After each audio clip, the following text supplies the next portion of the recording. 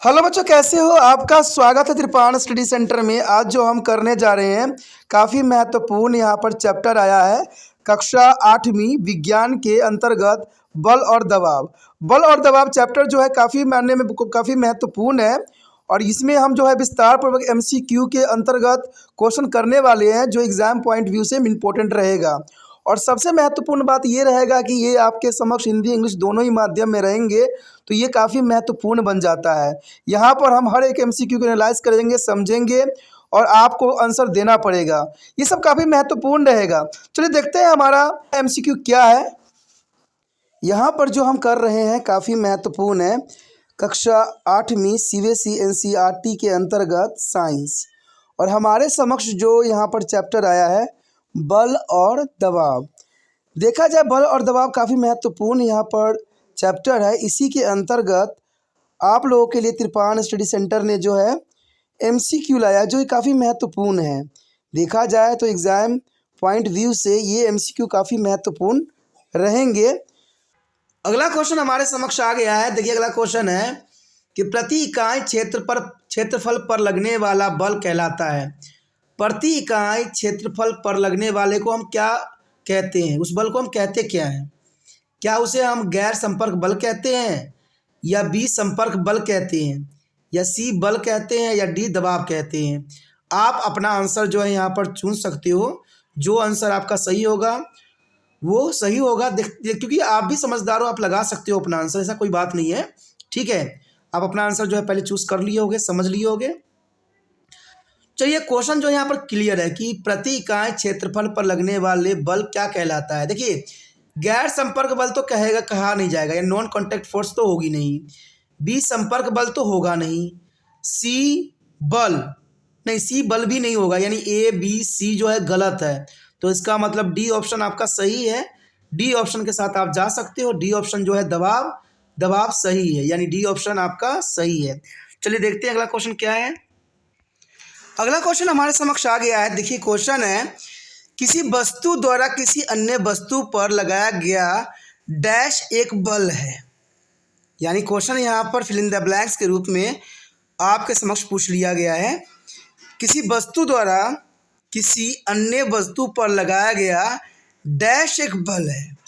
A धक्का देना या खींचना, B संपर्क या गैर संपर्क बल, C दबाव और D परिणाम। क्या हो सकता है इसका सही आंसर? आप अपना आंसर जो है चुनिए और अपने नोटबुक पे इसको जो है नोट कीजिए, तो ये काफ़ी महत्वपूर्ण रहेगा। आपने अपना आंसर चुन लिया होगा।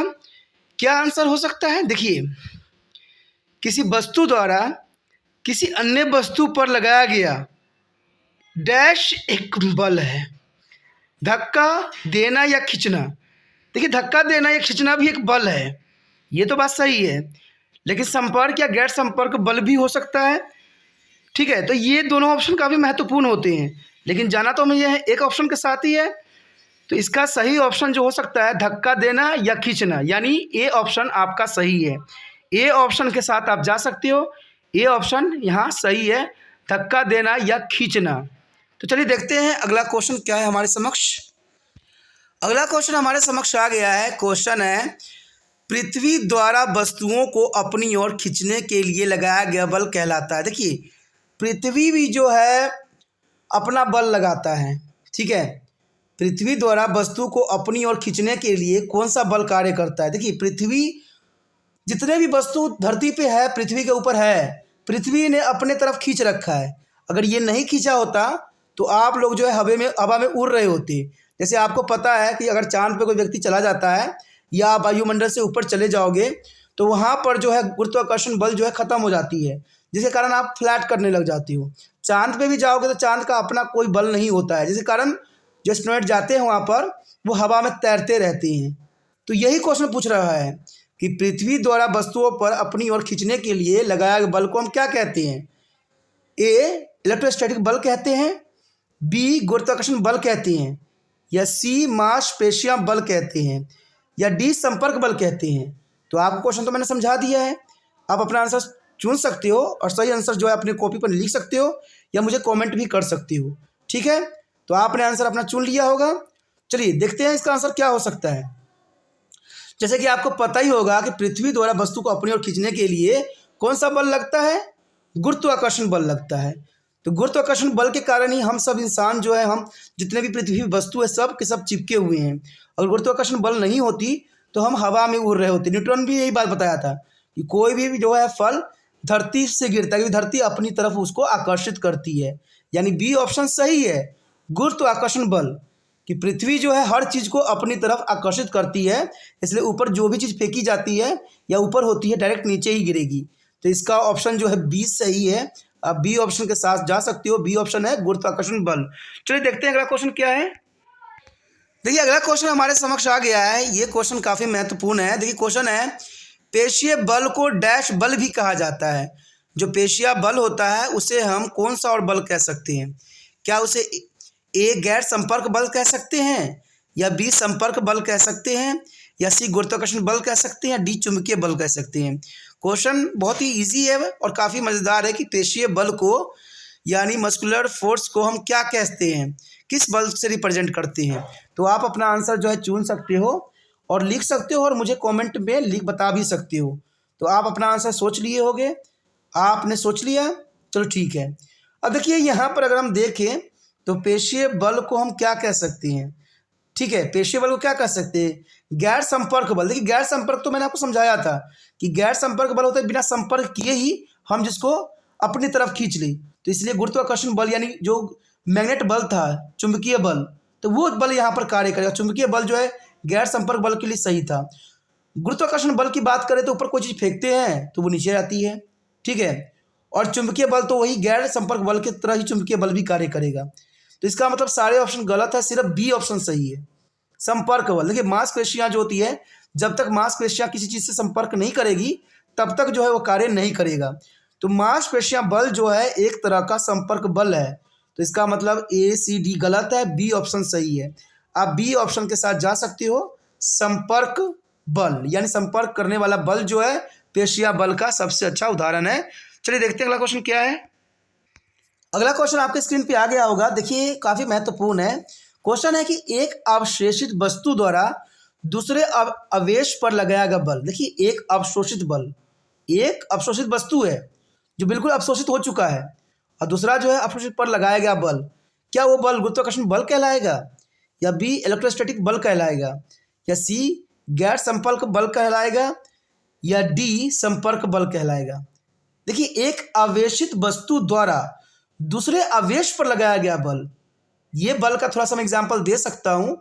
जैसे कि मैंने आपको समझाया था कि जो बेल होती है, घंटी होती है, उसमें दो तरह के बल होती हैं। एक आवेशित बल होता है जो किसी वस्तु को आवेशित करता है, और वो आवेशित बल जो है दूसरे वस्तु पर कार्य करता है। यानी देखिए हम उसमें जो है करंट गुजारते हैं तो वहाँ पर कुछ चुंबकीय फील्ड उत्पन्न होती है, और वो चुंबक की वजह से क्या होता है, वो बार बार पिटने की कोशिश करता है हैमर की तरह। तो यहाँ पर एक को अगर हम आवेशित करते हैं तो दूसरे आवेश पर वो बल लगाता है, तो उस बल को हम क्या कहते हैं? आपको क्वेश्चन मैंने समझा दिया है तो आंसर भी आपको समझ में आ गया होगा। आप अपना आंसर जो है नोट कीजिए या मुझे कमेंट जरूर कीजिए। जो बच्चे समझदार होंगे जरूर कमेंट करेंगे, ठीक है। आपने समझ लिया होगा। अब देखिए क्वेश्चन तो क्लियर है ना। एक आवेशित वस्तु, आवेशित का मतलब होता है जिसमें से हम इलेक्ट्रॉन गुजार देते हैं, इलेक्ट्रॉन जाने के बाद यानी बिजली जिसमें प्रभावित कर देते हैं वो आवेशित कण हो जाता है, ठीक है। और आवेश, दूसरे आवेश यानी जिसमें आवेश ना हो, ठीक है। तो इसका मतलब हुआ गुरुत्वाकर्षण बल तो यहाँ पर कार्य करेगा नहीं। तो इसका मतलब है इलेक्ट्रोस्टैटिक बल काम कार्य करेगा। घंटी वाला कंडीशन में भी इलेक्ट्रोस्टैटिक बल कार्य कर रहा था और यहाँ पर भी इलेक्ट्रोस्टैटिक बल ही कार्य कर रहा है। तो इसका मतलब इसका बी ऑप्शन सही है। बी ऑप्शन के साथ आप जा सकते हो, इलेक्ट्रोस्टैटिक बल, बी ऑप्शन सही है। चलिए देखते हैं अगला क्वेश्चन क्या है। अगला क्वेश्चन हमारे समक्ष आ गया है। क्वेश्चन है बल परिवर्तन करता है। बल किसको परिवर्तन करता है? जो बल होती है वो किसको चेंज करता है? शरीर की गति को, शरीर की गति के, या शरीर का आकार को, या ये सभी को? देखिए यहाँ पर बी ऑप्शन थोड़ा सा यहाँ पर मिसप्रिंट हो रखा है, ठीक है, कि बल परिवर्तन किसको कर देता है? बल शरीर की गति को कर देता है, शरीर को आकार के कर देता है, या शरीर के जो है डिज़ाइन को? ऐसा है ऑप्शन, लेकिन यहाँ पर एक जो है मिसप्रिंट हुई है, तो इसका कोई टेंशन नहीं लेना, ठीक है। तो क्वेश्चन तो आप समझ गए हो कि बल परिवर्तन किसको करता है। देखा जाए अगर शरीर की गति दो दो बार लिखी गई है तो इसमें कोई प्रॉब्लम नहीं है तो यही बात। और शरीर का आकार, ठीक है, तो क्या हो सकता है? आप अपना आंसर जो है चुनिए और मुझे बताइए कमेंट करके कौन सा आंसर सही होगा। आपने अपना आंसर सोच लिया होगा, क्या आंसर हो सकता है इसका? तो आप देखिए यहाँ पर बल परिवर्तन करता है। बल जो होता है किसी चीज़ को भी परिवर्तन कर देता है, शरीर की गति को भी करेगा, शरीर के आकार को भी करेगा, शरीर में मोशन भी लाएगा। तो इसका मतलब सारे कार्य बल कर सकता है। तो इसका मतलब इसका डी ऑप्शन सही है। ये सभी जो है सही है, यानी डी ऑप्शन के साथ आप जा सकते हो कि बल सभी चीज़ को परिवर्तन कर सकता है, यानी डी ऑप्शन सही है। डी ऑप्शन सही है। चलिए देखते हैं अगला क्वेश्चन क्या है। अगला क्वेश्चन आपके समक्ष आ गया होगा। क्वेश्चन है, हमारी मांसपेशियां द्वारा लगाया गया बल कहलाता है। हमारा मांसपेशियां जो बल लगाती है उस बल को हम क्या कहते हैं? क्वेश्चन डायरेक्ट है। क्या उसको इलेक्ट्रोस्टैटिक बल कहते हैं, या बी मांसपेशियां बल कहते हैं, या सी गुरुत्वाकर्षण बल कहते हैं, या उसे डी गैर संपर्क बल कहते हैं? क्वेश्चन डायरेक्ट है, आंसर भी इसका डायरेक्ट ही होगा। ठीक है, इसमें कोई दो राय नहीं है, डायरेक्ट ही होगा। ठीक है, तो आप अपना आंसर चुन लिए होगे।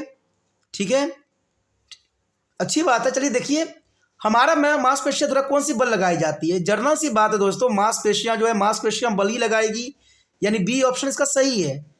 देखा, इसका आंसर कोई इतना मुश्किल भी नहीं था कि मांसपेशियां द्वारा लगाया गया बल को हम मांसपेशियां बल ही कहेंगे, यानी इसका मतलब बी ऑप्शन सही है। बी ऑप्शन के साथ आप जा सकते हो। चलिए देखते हैं अगला क्वेश्चन क्या है। क्वेश्चन हमारे समक्ष आ गया है। देखिए क्वेश्चन है, शुष्क मौसम में बाल में कंघी करते समय कभी कभी हमें बाल उड़ने का अनुभव होता है। इसके लिए जिम्मेदार बल कौन सा है? आप कभी सोचे होंगे कि जब हम बाल में कंघी करते हैं और बाल जो है उड़ता रहता है, जब शुष्क मौसम हो यानी गर्म का मौसम हो, तो आखिर ऐसा क्यों होता है? किसी ने सोचा नहीं होगा। आप अपने मम्मी से भी पूछ के देखिएगा कि क्या ऐसा होता है, तो उसमें कौन सा बल कार्य करता है। वो भी भौचक्का रह जाएंगे कि भाई इस पर कौन सा बल कार्य करता है। हम तो सब दिन कंघी करते हैं और बाल जो है कंघी करने के बाद थोड़ा सा उड़ने लग जाता है, तो इसमें कौन सा बल होगा? समझेंगे ही नहीं। लेकिन आप तो समझदार बन चुके हो ना, आप तो क्वेश्चन कर सकती हो। क्वेश्चन करोगे तब ना माता पिता को पता लगेगा कि आप सच्ची में पढ़ती हो और यहाँ तिरपान स्टडी सेंटर जो अच्छे से पढ़ाता है बच्चों को। तो ये काफ़ी महत्वपूर्ण बात है। आप पूछना घर में किसी भी अपने बहन से पूछ लेना, भाई से पूछना कि भाई कि जब आप बाल में कंघी करते हो तो कभी कभी जो है आपके बाल उड़ने लग जाते हैं, तो आखिर किस बल के कारण जो है आपके बल उड़ते हैं? चलिए यहाँ ऑप्शन है गुरुत्वाकर्षण बल, बी घर्षण बल, सी इलेक्ट्रोस्टैटिक बल, या डी चुंबकीय बल। क्वेश्चन बहुत इंटरेस्टिंग है, सिर्फ सोचने की बात है, समझने की बात है। तो आप अपना आंसर चूज कर लिए होंगे। अगर आपको आंसर पता है सच्ची में तो मुझे कमेंट जरूर करके बताना कि मेरा आंसर सही गया। ठीक है, चलिए मैं बताता हूँ। देखिए, शुष्क मौसम में बालों में कहीं करते समय कभी कभी हमें बाल उड़ने का अनुभव होता है, और इसके लिए जिम्मेदार बल कौन सा है? जिम्मेदार बल जो है कौन सा है? क्या गुरुत्वाकर्षण बल है?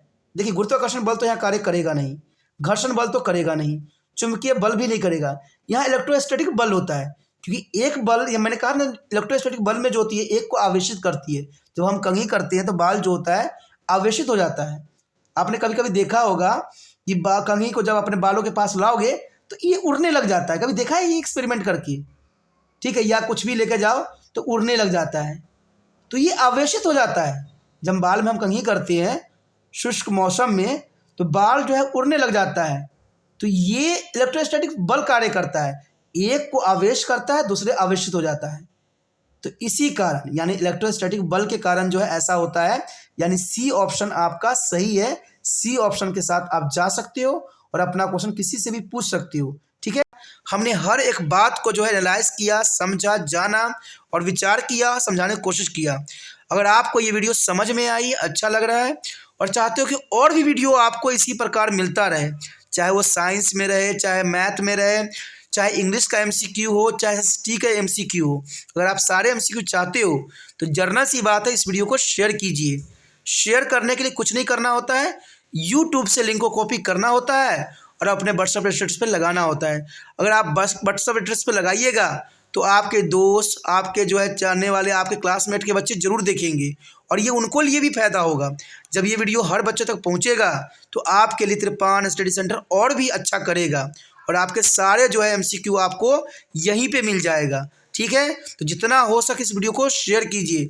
अगर आप शेयर कीजिएगा तो शेयर से जो है दूसरे बच्चों का केयर होता है, और जो केयर करता है दूसरे बच्चों का वही बच्चा अच्छा होता है। तो आप अपना कार्य जरूर कीजिए। ठीक है, पहली बार मेरे चैनल पे आए हो, पहली बार वीडियो देख रहे हो, अगर आपको क्वेश्चन समझ में आ रहा है, अच्छा लग रहा है और चाहते हो कि और भी वीडियो आपको इसी प्रकार प्राप्त होता रहे, तो आपको तो पता ही होगा कि चैनल को इसके लिए सब्सक्राइब करना पड़ता है। सब्सक्राइब कीजिएगा तभी जो है अगले वीडियो का नोटिफिकेशन भी मिलेगा आपको। अगर सब्सक्राइब नहीं कीजिएगा तो क्या पता मैथ का जो MCQ डालूँ वो आप नहीं देख पाओगे, क्या पता SST के अगर डालूँ तो वो नहीं देख पाओगे। इसे सोचिए नहीं दोस्तों, विचार ना कीजिए। अभी जो आपको रेड सब्सक्राइब दिख रहा है उसको दबाइए और तिरपान स्टडी सेंटर के साथ जुड़ जाइए।